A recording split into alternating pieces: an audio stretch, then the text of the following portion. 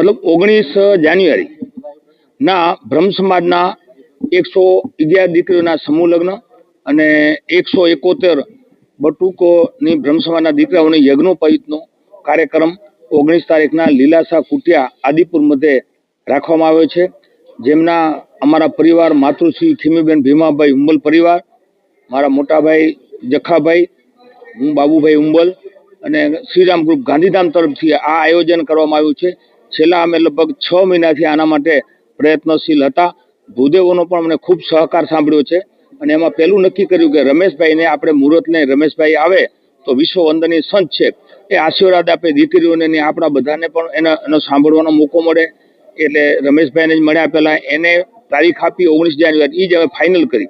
ત્યાર પછી જિગ્નેશ દાદા જે મારા પારિવારિક સંબંધો છે એમ સાથે, એ તો ફોન ઉપર જ મેં વાત કરી લીધી, એટલે બંને સંતો આવશે। એના સિવાય આપણા કચ્છના અને કચ્છ બહારના ધર્મગુરુઓ, સાધુ સંતો, ભાગવત કથાકારો બધા આવવાના છે આશીર્વાદ આપવા।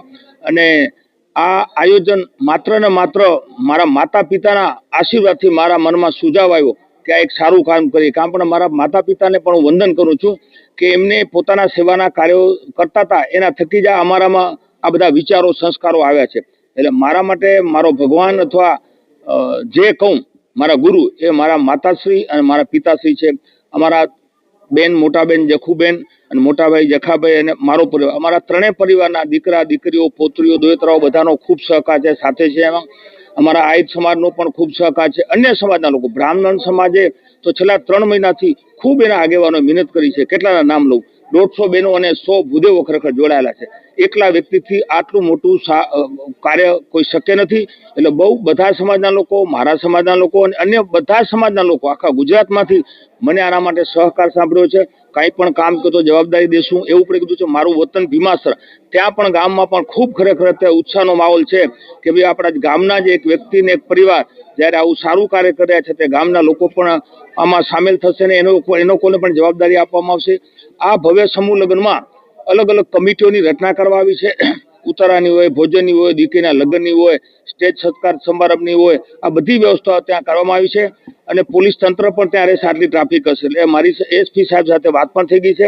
એના સિવાય કેટલાય અધિકારીઓ આવવાના છે, મંત્રીશ્રીઓ આવવાના છે, ધારાસભ્યો, જિલ્લા પંચાયતના પ્રમુખો, જિલ્લા પંચાયતના સભ્યો, તાલુકા પંચાયતના સભ્યો, સમિતિના ચેરમેનો, બીજેપીના સૌ આગેવાનો, શીર્ષ નેતૃત્વ પણ આમાં આવવાનું છે। લોકલ લોકો પણ ઘણા બધા આવશે અને 25 થી 30 હજાર લોકો લગભગ બંને ટાઈમ જમશે। જમવાની વ્યવસ્થા પણ સારામાં સારી દેશી ઘીમાંથી મીઠાઈ બનાવવાની છે। 2 સબ્જી, 2 સ્વીટ, દાળ ભાત, છાશ, રોટલી, પૂરી, આ બધી વ્યવસ્થા ગમે તેટલા માણસો આવે તો ત્યાં લીલાસા કુટિયા મધ્યે મોટો એક મંડપ બાંધવામાં આવ્યો છે। લગ્નવિધિ પણ ત્યાં જ થશે। લગ્નવિધિ લગભગ 8 વાગ્યાથી ચાલુ થશે, 8 વાગ્યાથી એટલે લગભગ 12 વાગે પૂરી થઈ જાય અને 12:39 લગભગ શુભ અસ્તમેળાપનો ટાઈમ છે।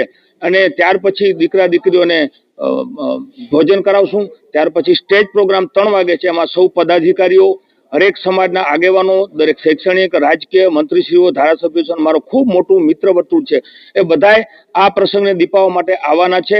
હવે સમય થોડો છે, આપના માધ્યમથી ખરેખર આપણે પણ હું હૃદયપૂર્વકના અભિનંદન આપું છું। આજે આપણે પત્રકાર પરિષદ અહીંયા ભુજમાં સર્કિટ હાઉસ સાથે કરી, મારી સાથે ભાગવત કથાકાર દિનેશભાઈ રાવલ અને મારી સાથે જોડાયેલા બ્રહ્મ સમાજના આગેવાન ભાઈ શ્રી હીરાલાલભાઈ ગોર અને આપ સૌનો પણ હૃદયપૂર્વક આભાર માનું છું કે આપ સૌ આવ્યા શોર્ટ નોટિસમાં।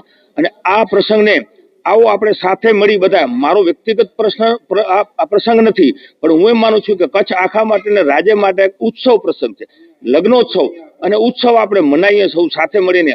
આપ પણ એમાં પ્રત્યક્ષ કે પરોક્ષ રહીને મને મદદ કરી રહ્યા છો, એના માટે આપણે પણ અભિનંદન આપું છું। અને આપના માધ્યમથી આખા હિન્દુસ્તાનમાં આ પ્રોગ્રામ લાઈવ ટેલિકાસ્ટ કરશું અને આજે પણ આપના માધ્યમથી આ જેટલા લોકો સુધી પહોંચે આખા વિશ્વમાં, કારણ કે પત્રકારો, એક ઇલેક્ટ્રોનિક મીડિયા અને પ્રિન્ટ મીડિયા, આપના સહકાર વગર આટલું મોટું કામ કરવું અશક્ય છે। એના માટે આપનો સહકાર મળશે એવી મને અપેક્ષા છે, વિશ્વાસ છે। આપ સૌ પણ આ હજી પણ દીકરીઓ જોડાય, કદાચ દીકરાઓ તો હજી પણ અમારી લેવાની ઈચ્છા છે। કાર્ડ બની જશે, આજે બની ગયા છે અને આપ સૌને પણ આવવાનું આમંત્રણ આપું છું।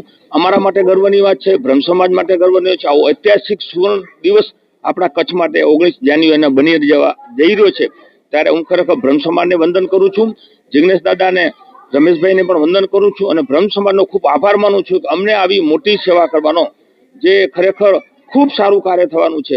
અને અમે તો આ બ્રહ્મ સમાજના દીકરીનું લગ્ન આ વખતે આવ્યું, પણ હજી પણ અમારા પાઇપલાઇનમાં ઘણા બધા આવા પ્રસંગો પડ્યા છે. અન્ય સમાજની દીકરીઓ માટે, મેડિકલ માટે, જીવદયા માટે, એજ્યુકેશન માટે, લગ્ન હોય, સમાજ ભવન હોય, તે બધા કાર્યોમાં અમારો પરિવાર હંમેશા ચિંતિત રહ્યો છે અને ઈશ્વરની કૃપા રહેશે ત્યાં સુધી આ કાર્યો અમે હંમેશા કરતા રહીશું. આ દીકરીઓ માટે પણ એક તમને કહું, મારા માટે ખૂબ આનંદ છે, હર્ષ છે કે આટલી દીકરીઓના સમૂહ લગ્ન કરવા મળે છે. મારા પરિવારમાં પણ અમારે 6 દીકરીઓ છે, પણ હવે મને એમ લાગે છે 6 નથી, હજારો બ્રહ્મ સમાજની દીકરીઓ પણ મારી બહેનો છે, દીકરીઓ છે, અને એમને પણ અભિનંદન આપું છું એના માતા પિતાને કે એ લોકો સમૂહ લગ્નમાં જોડાયા. આખા ગુજરાતમાંથી ક્યાંથી આવે છે? કચ્છના લોકો તો આવે, પણ તમને કોઈ નવસારી, રાજસ્થાન, દિલ્હી બધી જગ્યાએથી જોડાણા છે. એના માટે હું બ્રહ્મ સમાજનો ફરીને આભાર માનું છું કે આવું સારું કરવાનો, કાર્ય કરવાનો આપે મોકો આપ્યો અને ખૂબ સરસ રીતે પ્રોગ્રામ થાય. આવો સૌ સાથે મળીને આ મોટામાં મોટો ભવ્ય ઉત્સવને મનાવીએ.